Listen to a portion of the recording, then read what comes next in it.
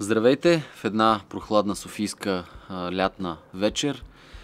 Това е вечерта, в която ще поставим началото на един неформален видеоблог на Фотокамера БГ. В известен смисъл ние вече сме стартирали нещо такова в нашия YouTube канал, но все пак това ще бъдат поредица от видеа, в които се надявам, че ще си говорим малко по-малко за техника, повече за някои аспекти от видеографската работа, някои аспекти от моята работа, която в крайна сметка се свежда до правене на доста различни по естество видеоклипове, така че определено има какво да ви споделя. Разбира се, когато човек снима, понякога не му остава време да прави допълнителни влог кадри, но ще се опитам да споделя максимално много от това, което се случва в снимачния процес. А иначе, защо записваме тази вечер?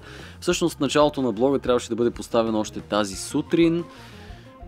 Не знам защо, вдъхновен от факта, че е слънчево и че съм с колелото навън и камерата е с мен, трябва да записвам докато си карам колелото, който обаче е бил навън днес, 4 юни 2016 година в София. Знае, че беше не малко ветровито навън, в резултат на което с идея за това как може да записвате аудио в една светлината се отразява на различните кадри. Усетих, че кадрите ми не се получават, реших обаче, че ще бъда упорит и ще направя бекъп аудио с hands-free и с телефона си.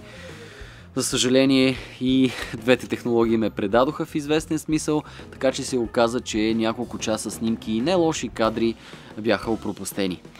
Тези часове, които прекарах в снимки, се допълват и от часовете, в които се опитах да спася известна част от кадрите, борейки се с софтуер за аудио и общо взето опитвайки се да спася неспасяеми кадри. Не толкова заради качеството на видеото, защото то не беше никак лошо, но заради качеството на аудиото. Просто не може да снимаме при толкова ветровито време, без да сме добре подготвени с необходимите аксесуари или пък да снимаме на места, които по-малко ще имаме проблеми с вятъра. Затова в следващото ми видео ще ви покажа как можете да си решите кардинално или поне в голяма част проблема с вятъра тогава, когато използвате микрофон тип пушка и дори приложими техники за малките микрофони тип брошка. Това е един добър повод да започна кадрите си и да започнем серията на този видеоблог с един съвет. Бъдете подготвени за сериозните снимки, които ви предстоят. Ако искате да записвате нещо, което е неангажиращо, да се обучавате, да направите тестови кадри, после да си редактирате. Обикновено аз винаги съветвам хората да правят нещо такова. Носете си винаги камера с вас, дори по-добре снимащ телефон също ще ви върши работа. Заснемате кадри, носите ги вкъщи, сваляте на компютъра и се опитвате да постигнете някаква динамика на 5, 10, 15 секундно видео.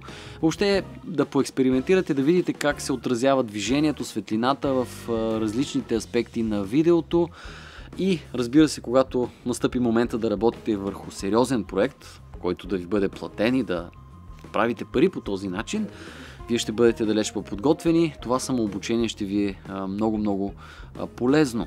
В случая обаче, в случай като моя, в който искате да заснемете нещо, което трябва да излезе пред хората, трябва да има минимум някакво ниво на качеството, както на видеото, така и на звука, за да изглеждате поне малко представителни в някакъв смисъл, тогава трябва да сте подготвени. Така че разделям се с вас с урок номер 1 от днешния ден, който е урок, който и аз трябваше да обобщя за себе си и да науча, макар че ми се струва, че го знам. Урокът: бъдете подготвени за сериозните си кадри.